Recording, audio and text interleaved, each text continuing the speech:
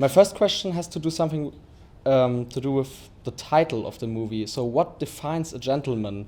I think it's what a man aspires to be in a now because it's relevant, in a contemporary culture that's challenging. So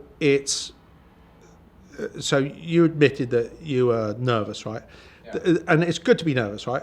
Because you're putting yourself in a position that's difficult for you to negotiate with yourself and what it is that you're supposed to be negotiating with.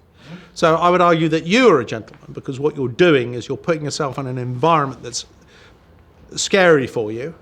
And in that time, you try and have some form of communication with yourself, and you don't let fear stop you from doing what it is that you're supposed to be doing.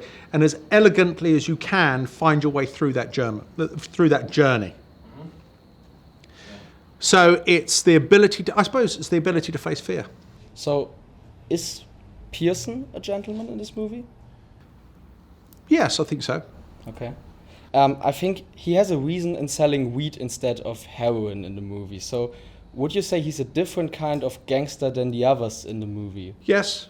And I think everything's a compromise, right? Yeah. You have to find your way in a murky, competitive, comparative world. But you have to make choices. And those choices are, how do you retain some form of integrity and decency within that journey without becoming righteous or a saint, right? As soon as you become too saint-like, I feel as though you're not immersed enough within the world of filth. A gentleman is a man that has to face his own fear, and only by facing fear do you appreciate the significance of the meaning of life, right? And you also appreciate the significance of fear. And yet at the same time, if you've got to choose a drug to deal in, are you going to play with heroin or are you going to play with weed? Yeah. They're both fucking drugs, and arguably now people are saying, smoking weed's such a fucking bad thing, whatever. I don't think there's any ambiguity about the fact if you're about to chase the dragon or smoke a joint, you're better off smoking a joint. You're just dealing with a higher grade of energy when you're playing with the brown than you are with the green. Okay. And the question is do you have the ability to play with that form of energy, right? Yeah. So, and even if you can other people? Because you're asking a lot of other people. Yeah. And do you really want to ask that much of other people if you're dealing in heroin? So Matthew McConaughey's character is addicted to selling drugs. So would you say every character, or maybe everyone, is addicted to some point to something? Yes, I would.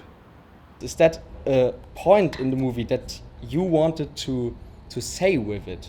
Yeah, I think it's unavoidable within narrative, right? The question is how aware are you of the essence of narrative, right? So coming back to our previous illustrations, right, is that we're all trying to find a way, and that way is messy. But you have to applaud those that are trying, right? And you shouldn't have too much judgment on those that are trying. And that some people try very hard. And by the way, it's very hard to try hard. And sometimes that's messy. Yeah. And hopefully, to sort of summarize this whole journey, which I've enjoyed very much, incidentally, is that a gentleman is a man that's trying very hard and is trying to navigate those choppy waters as elegantly as he can, but he's trying. So everyone's trying in this movie? Well, they're trying, the upside of ambition is aspiration. Yeah. The downside of ambition is being a cunt.